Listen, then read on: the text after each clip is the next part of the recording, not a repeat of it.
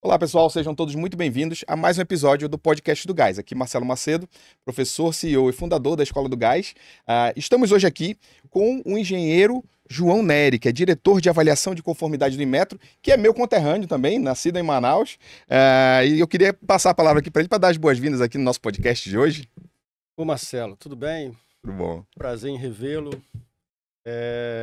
E satisfação participar do seu programa, tá? Legal. João, como é que foi, falando primeiramente, assim, especificamente de forma pessoal, como é que foi essa sua trajetória no Empenho, Inmetro, até chegar na diretoria de avaliação nacional hoje do Inmetro? Eu já tenho 38 anos de formado, né? Eu sou engenheiro mecânico de profissão, professor também, já me Legal. aposentei, né? E também trabalhei no indústria de Manaus, polo de duas rodas, e depois também fui trabalhar no IPEM. Na Legal. verdade, foi quando o IPEM surgiu, né? 95. IPEM, trabalhei por 10 anos lá, 10, 12 anos. E aí sim, eu me afastei do IPEM, né? Saí, fui para a área de consultoria, né? E depois recebi uma grata ligação, foi do presidente do Imácio, o engenheiro Márcio, né? Presidente do Inmetro, o engenheiro Márcio, me convidando para ser diretor da avaliação da conformidade. Me deu 30 dias para eu pensar. Na verdade, depois da ligação eu já tinha resolvido que viria, né?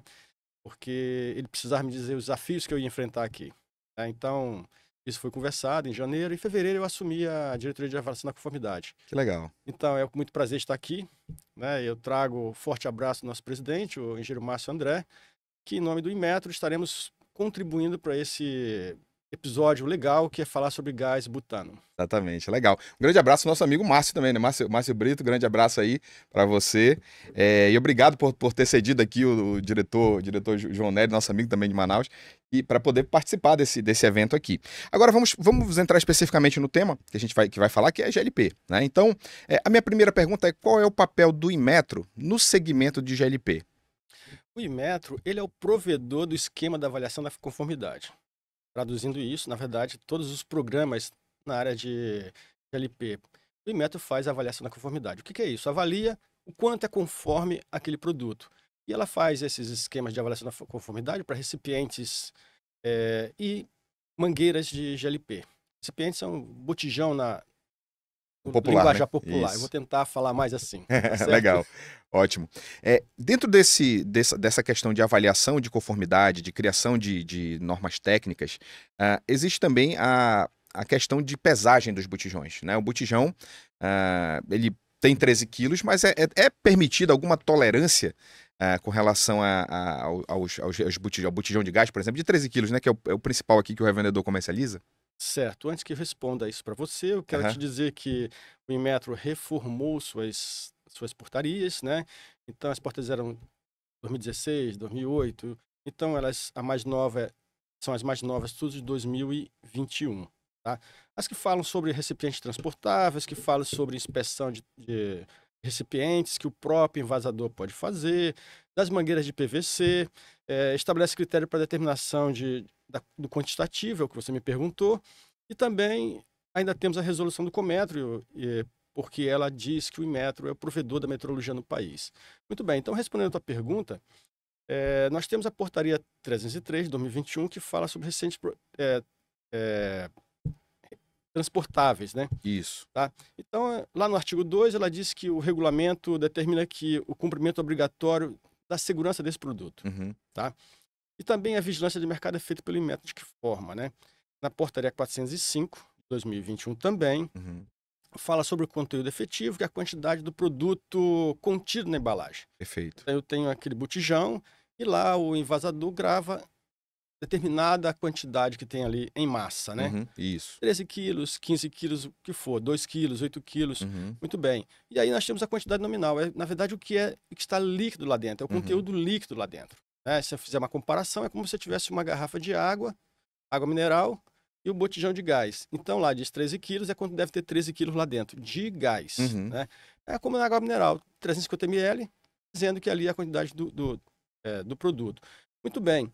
E para isso eu tenho uma tolerância individual, que é a diferença entre esses dois conteúdos, o Sim. efetivo e o nominal. Uhum. Então, para isso, nós temos na portaria 405 uma tabela que fala sobre o conteúdo nominal do produto. Uhum. Tá?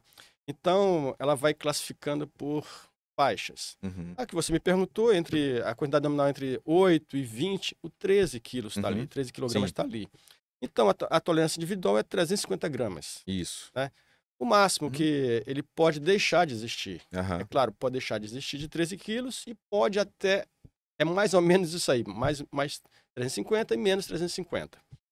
Além disso, né, também pode-se fazer a amostragem do lote. Sim. Tá? Nesse caso, então, tem uma tolerância de 350 gramas.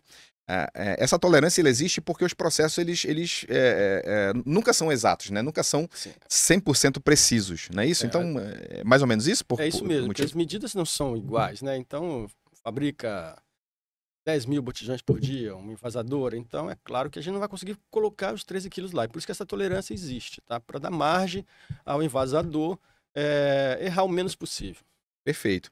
E dentro desse processo, então, seria possível, por exemplo, uma envasadora ajustar os equipamentos para ficar todos os botijões, por exemplo, com 300 gramas a menos, para ter um ganho aí, vamos dizer assim? O que você pensa, Gano? Eu acho muito difícil, É? porque ela não faria isso, né? Na Aham. verdade, ela quer colocar os 13 Sim. quilogramas, porque ela tem uma flutuação aí para mais e para menos, né? Uhum. Então, Sim. se ela for colocar no limite, ela pode Vai errar. vai errar, vai Isso. acabar se perdendo na terceira, na quarta envasamento. Então, ela coloca mesmo o que tem que ser colocado e trabalha com essa faixa, porque é um erro admissível na fabricação. Perfeito. E também tem um aspecto do critério, quando faz a avaliação, o critério da média, né? Sim, E o critério da média ainda ajuda a impedir esse tipo de prática, né? isso. Então, se a gente olhar essa portaria, se a gente, Uhum. o consumidor for nessa portaria, o revendedor for nessa portaria, ele consegue ver a tabela 2, que fala sobre o tamanho do lote. Uhum. Né? Então, essa amostra é tirada do tamanho do lote. Então, se eu tiver lotes até 25 unidades, eu pego um pedaço dessa amostra, Uhum. né? Isso. E retiro um pedaço, a norma diz, e eu tenho o critério de aceitação é que eu não devo errar nenhuma vez. Uhum. Se a gente for individualmente a 350 gramas, Certo. se eu for avaliar o lote, né, eu tenho tamanhos que podem ser errados, né, que Sim. eu posso errar. Então, Perfeito. no nosso caso aqui, até 50 unidades, eu tiro 13 amostras. E nenhuma pode falhar. Uma Até pode 50 falhar. uma pode falhar, Né? sim. Aí, se duas falharem, eu reprovo o lote Já está todo. reprovado o lote. E aí tem que envasar de novo. Perfeito. E dentro desse processo também, o Inmetro avalia o peso do botijão vazio também, né? Que é a tara. Né? Então, qual é o motivo de verificar também a tara do botijão? Porque aí vocês vão pesar, geralmente assim, o IPEM, o Inmetro, dependendo da questão de convênio, vai até a distribuidora e pesa os botijões vazios. Né? Então, por que tem essa influência também na questão da tara? Marcelo, uma pergunta importante, porque na Uhum. verdade esses botijões eles perdem a massa, né? Uhum. Eles perdem a massa porque são requalificados, ou então são envasados todas as vezes, né? Então ela vai começando também a criar corrosões por dentro, porque é uma liga metálica ferrosa, Uhum. né? O botijão. Então isso com tempos em tempos vai perdendo a massa, por oxidação vai saindo Sim. a massa, ele vai perdendo o seu peso, tá? Uhum. Muito bem, então o IPEM consegue fazer essa medição, mas o que o fabricante faz? O que o envasador faz? Na verdade, quando esse botijão retorna à sua fábrica, é feito um processo de limpeza, ele também é pintado e remarcado, porque ele mede a quantidade que ele está de vazio, porque ele vai ser esvaziado para ser de novo enchido, né? Uhum. Envasado. Tá? Então ele pesa isso aí grande e grava no corpo do produto. Então, a portaria do Inmetro, essa 303, ela diz que é o seguinte, ó, que um botijão desse deve ter, eu vou ler aqui para vocês, identificação do fabricante, ela tem que ter identificação do número de série do fabricante, ela tem que ter o ano da fabricação, para dizer, porque se ele foi fabricado em 2010, a cada 5 anos ele passa por uma requalificação. Então, o consumidor pode acompanhar, ó, esse botijão aqui ele tem uma vida útil também, eu preciso ver de quanto tempo ele foi requalificado, porque eu vou gravando essa requalificação. O fabricante faz isso, o requalificador, que geralmente é o fabricante. Tá? Serialificação, número de registro do objeto no Inmetro, eles têm que ser registrados no Inmetro também. Aí traz a massa líquida do GLP e também a tara do botijão, né? A tara é o quanto ele pesa sem produto dentro. Tá? Legal. A influência da tara também ela é principalmente verificada no aspecto de que se for marcada a mais do que de fato é, você vai ter uma perda no conteúdo efetivo, né? E você tem ainda essa questão, né? Perfeito. É claro que nós não acreditamos, enquanto Inmetro, que um fabricante irá fazer isso, Uhum. né? Aí tem Sim. má fé, não Às tem vezes é um jeito. erro, né? É um erro, né? Uhum. Mas nós também fazemos isso aí. Quando o Inmetro, quando vai através da sua rede de fiscalização, são os IPENs nos estados, né? Eles também conseguem, assim que foi fabricado, o IPEN pode medir aquilo ali para ver se o que foi remarcado é verdadeiro, tá? É que, na verdade, o que interessa para a gente é que, para mostrar transparência para o consumidor, é que essa quantidade líquida, essa quantidade nominal, seja realmente entregue, né, ao Uhum. consumidor, tá? Perfeito. Excelente. O nosso maior público, João, aqui no nosso podcast, e na Escola do Gás como um todo, Hum, é voltado para revendedores de gás, né? São revendas de gás que, na maioria das vezes, assistem. Também, pessoal de distribuidoras também assiste a equipe, as pessoas que trabalham nas distribuidoras. Mais especificamente na revenda, qual a influência que o Inmetro tem? Ele fiscaliza revendas de gás, ele vai até as revendas de gás? Qual é essa influência que tem o IPEM, o Inmetro, no caso, nas revendas de gás?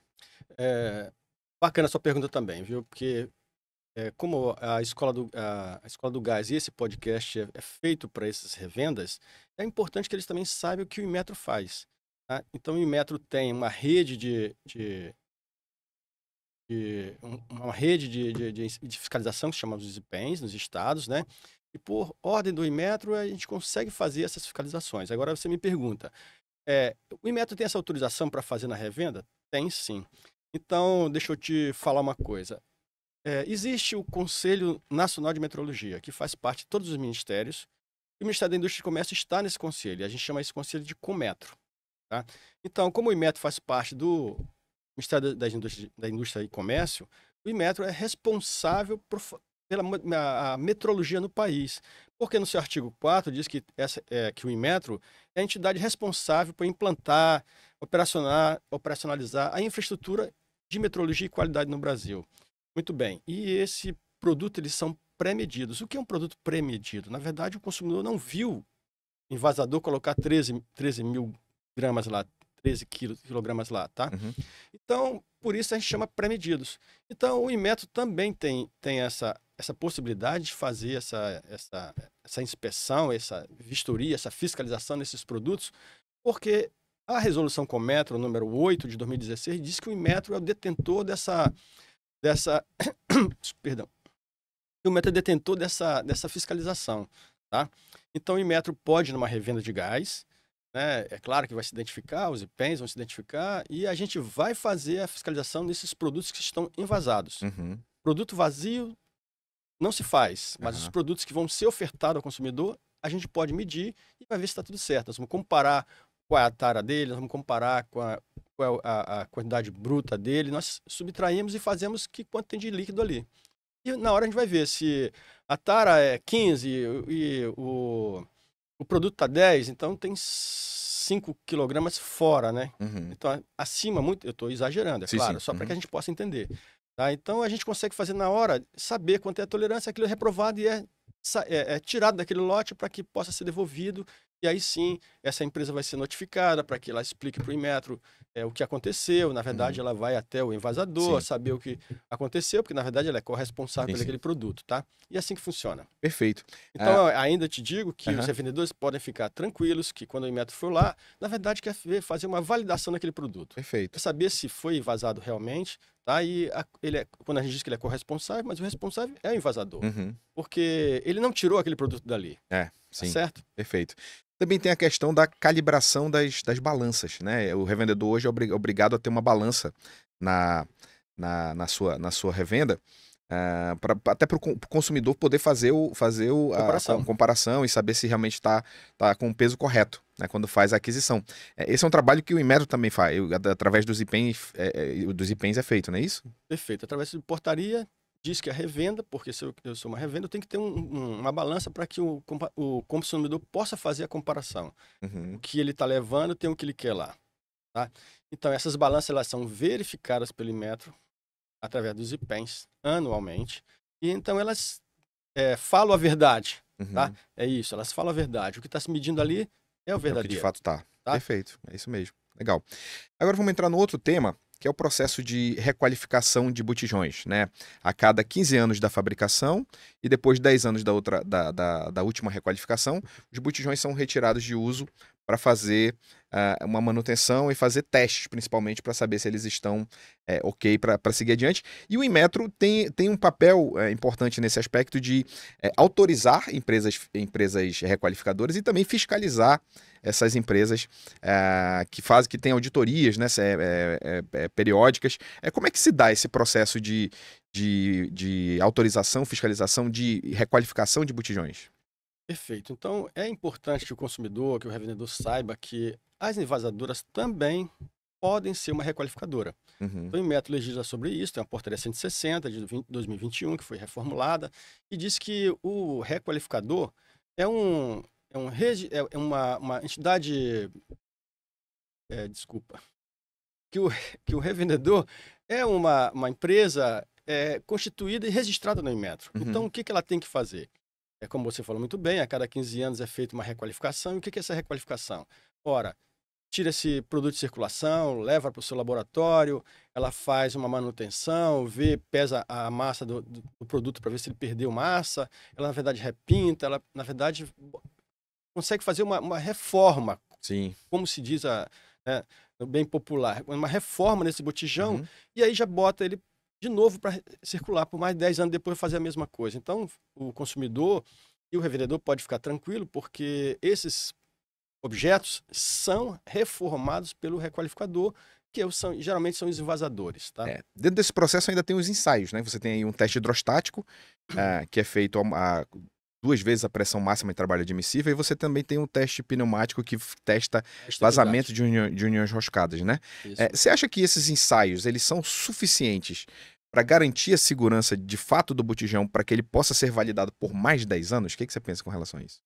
Eu acredito nesse processo, né? Eu acredito nesse processo porque, como você bem disse, na verdade é feito um teste hidrostático, né? 2 vezes a pressão que ele suporta do produto, para ver se a estrutura suporta aquela pressão, Uhum, tá? Então isso é feito dentro de um tanque, para que se isso explodir não tenha mais acidente, mas então o teste de estanqueidade é feito por ar comprimido, pode ser feito por ar comprimido também uhum, para ver se a válvula, o plug flexível vai estar vazando, a válvula, como você falou, pode estar vazando, ou se tem em alguma solda, isso pode estar vazando também, tá? Fora isso, ainda tem todos os testes de pesagem para ver se a massa está igual, entendeu? Repintura, solda na alça, no suporte. Muito bem. Então, eu acredito nesse processo, se for bem feito, e deve ser bem feito, porque essas empresas são registradas no Inmetro e anualmente são avaliadas, né, perfeito. para que consiga manter o seu registro. Legal. É, só a título de informação, né? Claro. No nosso primeiro podcast que nós tivemos aqui foi com o Corpo de Bombeiros de São Paulo, né? E foi bem legal com o capitão Melchiori. Ele trouxe dados de acidentes com botijões de gás. E esse número ele caiu substancialmente depois que iniciou o processo aqui em São Paulo, né? Ou lá em São Paulo, na verdade, que a gente está no Rio hoje. Mas esse processo caiu. O número de acidentes em residências reduziu significativamente quando começou o processo de requalificação, e ele tem se mantido em níveis muito baixos, né? Então, esse também é mais uma evidência da qualidade da validação, né, desse processo de requalificação, né? Perfeito, Marcelo. Ensaios. É porque essas requalificações podiam ser por qualquer empresa privada, né, podia fazer. E também o Inmetro fez uma portaria que as envasadoras também podiam ser uma requalificadora, né? Então, uma organização de certificação de produto vai até as envasadoras, avalia os seus procedimentos, os seus manuais, seus processos e certifica esse produto, essa empresa, que ela possa fazer isso. Muito bem. Você falou que o Corpo de Bombeiro veio aqui no seu primeiro podcast, que Uhum. coisa bacana, né? Mas acidente com botijão de gás é difícil acontecer É raro. se for usado da forma correta, Uhum. né? Porque ele é cheio de segurança. Você mesmo Perfeito. falou ainda agora que ele é testado a uma pressão 2 vezes e meia a sua pressão de trabalho, né? Uhum. Então, olha a segurança que o consumidor tem, né? Sim, Que o revendedor tem. Agora, o que não pode é que fique exposto ao calor. perfeito. Então, os acidentes acontecem por isso, né? Uhum. Porque ele fica exposto ao calor e se aquilo chegar a uma temperatura de 70 graus Celsius, a válvula de segurança, que é o plug flexível, que é uma válvula de um metal não ferroso, ela, na verdade, vai começar a vazar gás por ali, porque Uhum. ele vai fundir, derreter, tá? Vai fundir, vai derreter, então isso, o gás vaza por ali, não tem problema. Então, os problemas são o uso de forma desordenada desse gás, ele deitado, você pode machucar a válvula, né? Ele, até porque a gente pode ter uma parte líquida desse GLP e vai chegar até a válvula, isso vai fazer uma labareda no fogão, e isso acontece um incêndio por essa forma, tá? Perfeito, O gás perfeito. sozinho não faz essa labareda, mas se passar um pouquinho de... Isso acontece Fase de porque efeito. Uhum. a diferença de temperatura, esse gás pode lhe quer fazer, Uhum. tá? Perfeito. Esse é outro ponto importante, né? Os acidentes, mesmo esses que ocorreram, a gente está falando de todos os que ocorreram, e muitas vezes acontece por falha de De uso, né? instalação, de uso, né? Botou o botijão colado no forno do fogão, ligou o forno do fogão, transmitiu calor, abriu o plug fusível, começa um incêndio. Reguladores e mangueiras vencidos e outras coisas mais. Mas, independente disso, mesmo assim, os números ainda são muito baixos. Isso realmente Isso nos alegra, viu? Então quer dizer alegra. que nós estamos no caminho certo, né? Exato, perfeito. É, e- Nós e a sociedade, né? Também está exato. sabendo usar, né? Levar segurança para a população, né? Acho que Isso. esse ponto aqui é um ponto importante também dentro desse processo. João Nery, tem uma outra questão importante que está sendo discutida hoje numa análise de impacto regulatório dentro da Agência Nacional de Petróleo, que é uma possibilidade de liberar o enchimento de outras marcas, que seria uma distribuidora encher um botijão de qualquer marca que, por exemplo, o consumidor chegou e eu com o botijão hoje tem um processo de destroca e um processo que, dentro desse processo de requalificação, de responsabilidade sobre a marca que está estampada, né? A marca estampada ela é principalmente responsabilidade, menos até do que propriedade. Propriedade é aquilo que está no ativo, né? O que está no mercado é a responsabilidade de quem tem aquela marca ali de fazer manutenção, de fazer a reforma do botijão, requalificação do botijão, de testá-lo a cada 10 anos ou 15 anos depois da fabricação. E como é que você vê esse processo de liberação? Você vê de uma forma positiva? Você acha que isso aqui pode complicar o processo mais adiante? Como é que você se posiciona nesse aspecto? Primeiro, Marcelo, parabéns que você traz aqui em pauta um assunto importante para o teu público, né? Você falou de análise de impacto regulatório. Uhum, Os órgãos governamentais estão fazendo isso. Tá? O que que é isso, análise de impacto regulatório? O Inmetro faz isso para tudo que vai aham, publicar. Se ele vai fazer um regramento de algum produto, ele faz uma análise de quanto aquilo aí vai impactar, aquele regulamento vai impactar na sociedade. Qual é o custo para a empresa? Né? Qual é o custo para a sociedade se aquele regulamento existir? uhum. Muito bem. Você falou que a ANP está fazendo uma AIR, né, uma Isso. análise de impacto regulatório, para ver se esses botijões podem ser é, fracionados. É essa a pergunta, né? Não, o primeiro ponto Primeiro é ponto, o o enchimento de enchimento outras de outras marcas, né? marcas, tá? E dentro do aspecto da requalificação, né? Hoje a requalificação, que a gente falou aqui dos testes que são realizados, eles trazem uma segurança dentro desse processo. Havendo o enchimento de outras marcas, como é que a gente como é que seria possível garantir essa rastreabilidade, essa responsabilidade sobre esses botijões, né? Eu penso o seguinte, que isso existindo, isso for permitido, né, pela ANP, então o que que vai acontecer?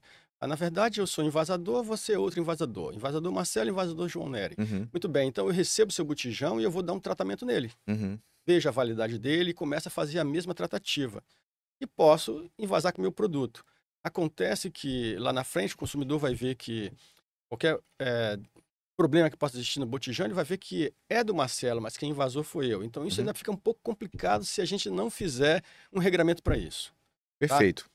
E assim, o ponto ali lá na frente, se acontece um acidente, né? Como é que a gente vai É, responsabilizar, né? isso é importante, eu acho importante para o comércio, porque se você tiver mais botijão de gás do que eu, e se eu pegar seu botijão, eu consigo vender mais também, né? Porque eu vou usar o seu botijão, e se eu Uhum, fizer tudo de forma correta, tá? O ponto forte é isso aí. O invasador que tem menos botijão do que o outro, né? Eu posso receber o seu, colocar meu produto e vender. Isso é uhum, importante, né? Mas o problema é isso que você está falando. Se tiver um problema lá na frente, né? De peso, de própria fabricação do objeto que é o botijão, vazamento, microvazamento na rosca, né? Então isso vai ser um problema porque, desculpa, eu não vou saber quem vazou, tá? Porque o consumidor, o revendedor, ele sabe que aquele produto identificado com aquela marca, com aquela cor, é daquele fabricante, o Marcelo, não é do João Nery, mas foi o João Nery quem vazou. Então é preciso fazer um regramento perfeito para isso aí, para não ter para ver a responsabilidade de quem invasou. De que forma nós vamos fazer isso? Vai ter que ter algum aditivo para mostrar que eu invasei Uhum. no teu recipiente. Isso. Hoje, assim, essa forma de identificação, ela é a marca indelével, né? Porque se pegar fogo em tudo, o que sobra no final é a marca que está estampada no botijão. Se você botar um lacre, se você botar um selo, vai ser plástico ou vai ser qualquer outro material que tem ponto de fusão baixo, né? E aí vai pegar fogo. Então, e não vai sobrar nada no final, né? Hoje a gente tem esse regramento e, assim, a gente já participou de algumas discussões junto à ANP buscando alguma forma de algo que seja indelével também, mas assim, é muito difícil você ter algo que realmente permaneça lá no botijão, né? Isso é importante, Marcelo. Na verdade, na minha opinião, é importante nesses avisos, nessas identificações que não são indeléveis, como Uhum. o lacre, que é de plástico, né, as informações para o consumidor. Isso é importante para ele até guardar quando ele compra esse produto. Ele retira aquilo ali, tem que ler aquilo, né, para saber como ele deve proceder com aquele produto. E aquele lacre para dizer que ninguém mexeu ali, saiu da fábrica assim, ninguém tirou o gás dali de dentro. Tá? Isso é importante. Mas o que é mais importante de tudo isso é a marca indelével, aquela que não sai, Uhum. que é marcada no metal, para dizer que foi aquele invasador que fez aquilo. Perfeito. Também dentro desse processo de impacto regulatório, análise de impacto regulatório que está sendo feita, estuda-se permitir o enchimento fracionado, né? E aqui a gente, falando um pouco a respeito da segurança de fato contra acidente desse processo, como é que você vê, você acha que isso é um processo seguro de, por exemplo, encher gás num posto de combustível, por exemplo? Não, no cenário atual, eu acho isso inseguro, né? Eu acho que no cenário que nós temos hoje, isso não vai valer, não vai funcionar, não vai ser seguro, Uhum. tá? Eu acredito em um processo de fabricação com a inserção da tecnologia. E como é a inserção dessa tecnologia? É preciso que esses recipientes tenham um chip, por exemplo, para que eu consiga acompanhar esse botijão onde ele está. Uhum. Né? E eu sei a vida dele, o próprio consumidor vai conseguir fazer isso, né? Então seria bacana se tivesse uma tecnologia embarcada nesses botijões que eu pudesse, meu próprio celular, eu como consumidor, como vendedor, olhava aquele chip, o QR Code, ele dizia: ah, esse aqui realmente é do Marcelo, foi o Uhum. Marcelo que invasou, ele está dizendo que ele pesava tanto, está dizendo que ele ofertou a quantidade nominal para o cliente 13 quilos, Uhum. 13 quilogramas. Então, é importante isso. Dessa forma, né, funcionaria. Agora, essa forma fracionária que eu pego meu botijão, vou no envasador, levo no meu carro e vou lá, ó, bota aqui 10 quilos para mim, 10 quilogramas. Ou bota 5. A gente sabe que, às vezes, o consumidor não tem como pagar os 13, né? Uhum. Os 13 quilogramas. Então, ele podia fazer isso com um recipiente maior, botar menos. Né? Mas isso aí, eu acho que não é isso que o consumidor quer. E hoje Entendeu? também, João, no mercado a gente tem a oferta outros pesos menores, né? 2, Na região 5, norte tem um pouco 8. mais, na nossa região lá tem um pouco mais, né? Tem Isso. um De 7, 2, 5, 8. é, Aqui na região sul, sudeste, no resto do Brasil, você também tem oferta de botijões de 8 quilos. E também tem, buscando principalmente reduzir esse ticket médio, né? Reduzir certo. esse valor que o consumidor paga lá na ponta, que muitas vezes ele não tem os, sei lá, 100, 110 reais, ele não tem esse valor total para pagar. Só que o botijão dura 60 dias na casa do consumidor. Né? E também tem um outro ponto importante, né, dentro desse aspecto, é que o consumidor, que a maioria dos revendedores e o próprio mercado se ajusta, né? Ele se ajusta de uma forma que ele, para esses casos aqui, o revendedor faz o parcelamento também em duas e em casos até de parcelar em 3 vezes e ajuda o consumidor também a mensalizar o preço do gás, né? E o ponto no aspecto de segurança que a gente também vê e que você também já falou sobre isso aqui logo no início, é a questão do plug fusível, né? O nosso recipiente, o botijão de gás no Brasil, ele não tem válvula de alívio de pressão, ele não é uma PRV. Né? Ele não é Podia encarecer o produto, né? que encarece o produto. Ele é uma válvula que ele vai abrir por temperatura somente. Então, se eventualmente, por exemplo, um frentista vai lá e vai encher o botijão, e se ele esquece a mão ali, enche o botijão ali acima do permitido, não tendo válvula de alívio de pressão, que não tem, pode estourar o botijão ali também, né? Então você tem um risco adicional aí por conta do aspecto do botijão, né? Operacional, você lembrou muito bem. É É. um detalhe que eu não tinha pensado também, né? Aham. Mas Ainda bem que esse programa é do ramo. Exato. Eu fico muito contente, né, por existir. Eu não conhecia teu programa, parabéns. Obrigado. Né, eu acho que a gente merecia isso, o Aham. consumidor merecia, o revendedor merecia, até os invasores mereciam esse produto, né, de sair de uma parte bem técnica e bem popular para que todo mundo possa entender. Perfeito, é isso mesmo. Então, se isso acontecer, se isso for regrado assim, deverá também ter um ajuste, né? Nós não podemos mais fazer com esse plug fusível. Vai ter que ser uma Perfeito. válvula de alívio É. realmente, né? Bem É, pensada nisso é aí. dentro do que você falou, né? É possível? É possível, mas precisa ter tecnologia. Precisa ter uma Sim, válvula de alívio de pressão no botijão, eventualmente até um chip que possa fazer esse rastreamento, processamento, perfeito. e outros aspectos também. Dentro do aspecto, agora falando desse mesmo processo de enchimento fracionado, agora não mais no aspecto de segurança, mas no aspecto de metrologia, né? O botijão hoje é pré-medido, como você comentou também aqui logo no início, né? Significa que o consumidor não viu e o Inmetro fiscaliza tanto distribuidoras quanto revendas para saber se o peso do botijão está correto, né? O próprio consumidor também ele acaba sentindo isso na ponta, né? E ele expurga aquele botijão que durou ele mede geralmente por tempo, né? Aquele botijão que durou menos tempo do que o outro e tudo mais. E mesmo os próprios revendedores, como também comentamos hoje aqui, tem balanças que permitem que o consumidor avalie o peso, a massa líquida do botijão lá na ponta. E nesse outro modelo, a gente passaria para pós-medido, né? Para um processo Na é, presença do na consumidor, né? presença do consumidor que é semelhante a abastecer pós de combustíveis. Como é que funciona hoje, por exemplo, esses pós-medidos, né?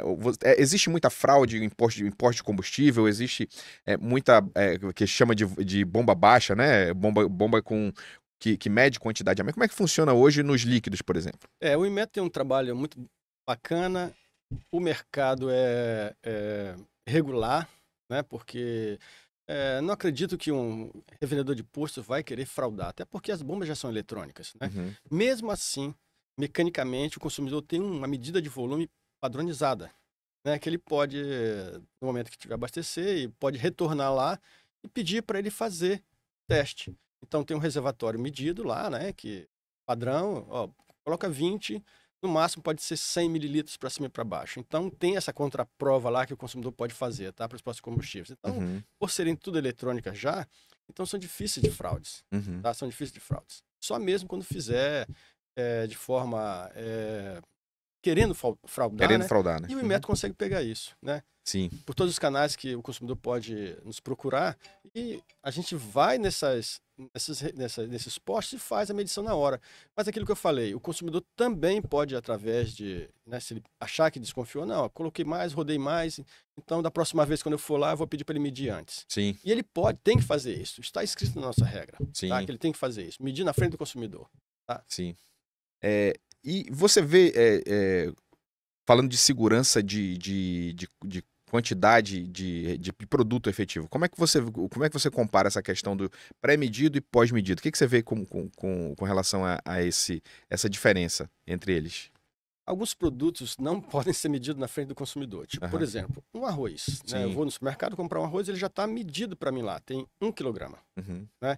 Então, e aqueles que podem ser medidos na presença do consumidor, como uma carne, por exemplo, tá? Uhum. Então eu vejo que os regramentos são bem estabelecidos, né? Bem ordeiros, tá? E eu sou a favor dos produtos pré-medidos. As pessoas não têm mais tempo, né? De estar comprando e olhando, tá? E ele tem Uhum. que acreditar no sistema, tá?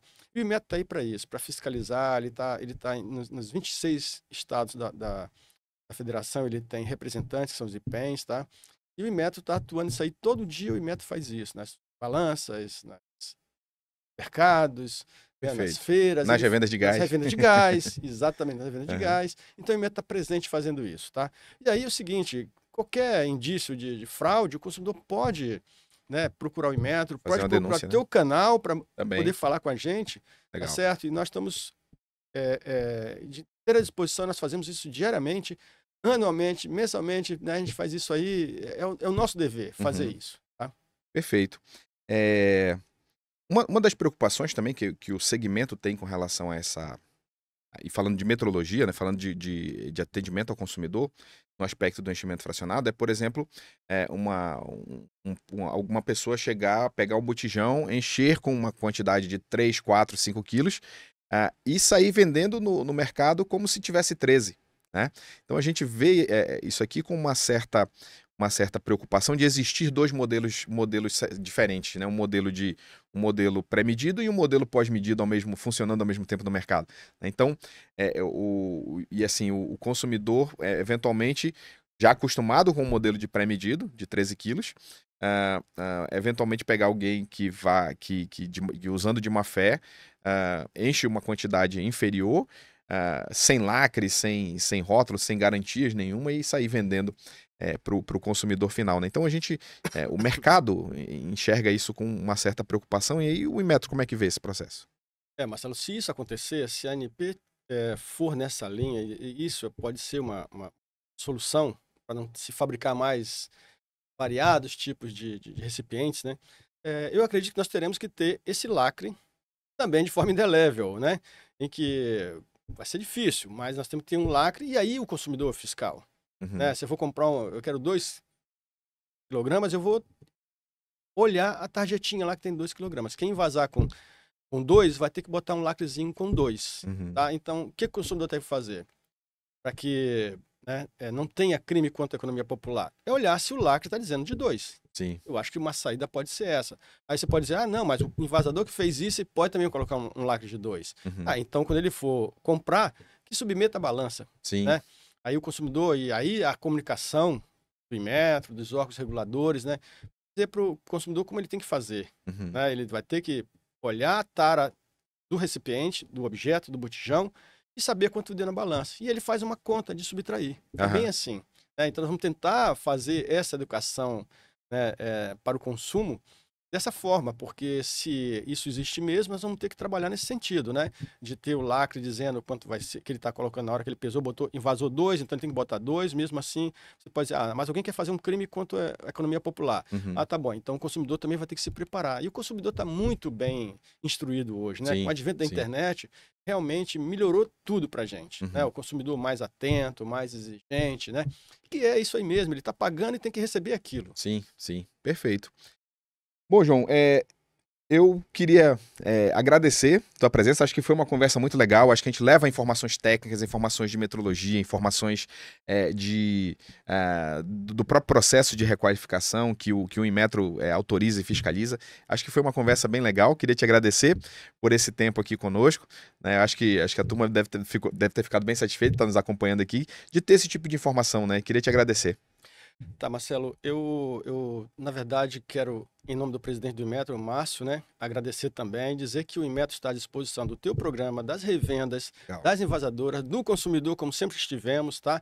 E dizer o seguinte, que se esses regulamentos mudarem, nós vamos estar também com a nossa equipe preparada para ajustar isso aí, porque nós estamos do lado da indústria, nós estamos do lado do consumidor, então a gente tem que trabalhar pelos dois, tá? De olho na indústria, para a indústria nacional crescer, né? E de olho no consumidor também, para que o consumidor não seja lesado, tá? Eu quero te agradecer pelo convite. Muito bacana, a primeira vez que eu participo de um programa assim, tá? Legal. Foi muito bacana e quero me colocar à disposição para os próximos produtos, próximos eventos. Tá? Perfeito, muito obrigado.